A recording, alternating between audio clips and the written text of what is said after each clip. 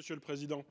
Monsieur le Ministre, à quelques semaines du Dry January, comme l'on dit en franglais, je souhaite ce matin attirer votre attention sur les accidents liés à l'alcool et aux stupéfiants lors des soirées étudiantes organisées dans les locaux des établissements d'enseignement supérieur ou universitaire. La diffusion du modèle américain des soirées de promotion étudiante ou la radicalisation des soirées d'intégration dans les écoles supérieures ont entraîné au fil des années de nombreux accidents dramatiques, voire tragiques, ayant coûté la vie à de jeunes adultes. Ces tragédies laissent des parents, des sœurs, des frères, des camarades, des établissements entiers dans le deuil.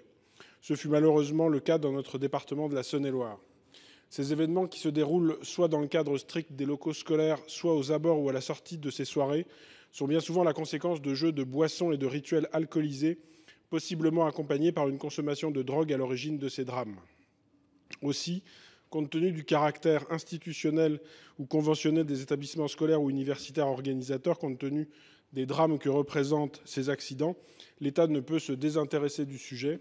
Des mesures concrètes doivent être mises en place pour que les organisateurs de ces soirées préviennent les conduites à risque afin d'assurer la sécurité des étudiants lors de ces soirées. C'est pourquoi, Monsieur le Ministre, je vous demande de bien vouloir m'indiquer quelles mesures le gouvernement compte prendre pour que ces accidents soient évités et pour que des vies soient épargnées. Monsieur le Ministre, à vous. Merci beaucoup, Monsieur le Président, Mesdames et Messieurs les sénateurs, Monsieur le sénateur Fabien Genet. Je vous remercie pour votre question qui me permet de rappeler la loi et le code pénal.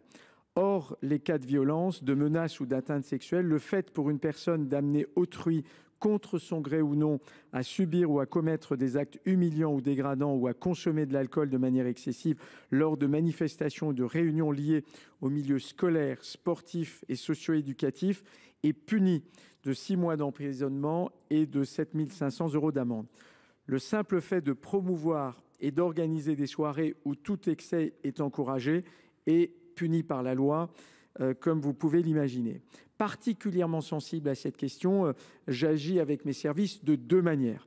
Les signalements pour punir les auteurs et accompagner les victimes d'une part, la prévention pour éviter d'en arriver à ce stade, évidemment, d'autre part. À titre d'exemple, en matière de prévention, je veux citer un guide des événements festifs et d'intégration étudiants, une charte éthique et une fiche réflexe à destination des victimes et témoins diffusée depuis 2022 et qui est là aussi actualisée annuellement. Je vous assure de ma grande réactivité devant de telles dérives. En effet, outre la mise en danger personnelle de jeunes gens promis à un bel avenir, et vous y faisiez référence à l'instant, je ne peux accepter que ces moments d'excès d'alcool, voire de drogue, soient susceptibles aussi d'atteinte et de violences sexuelles.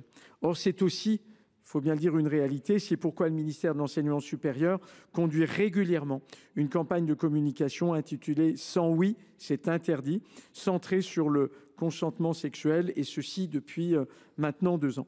En 2024, tout cela a été enrichi pour mieux prendre en compte les résultats d'une enquête menée avec la mission interministérielle de lutte contre les drogues et les conduites addictives.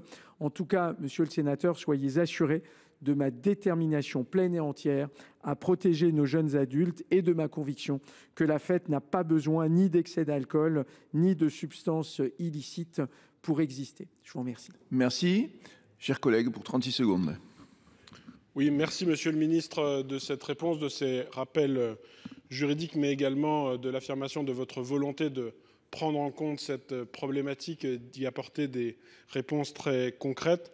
Je crois également que les établissements, lorsque malheureusement surviennent de tels drames, doivent faire toute la lumière et participer à faire toute la lumière sur ceci et également en tirer toutes les conséquences pour qu'à l'avenir, ils ne se reproduisent pas. Je vous remercie.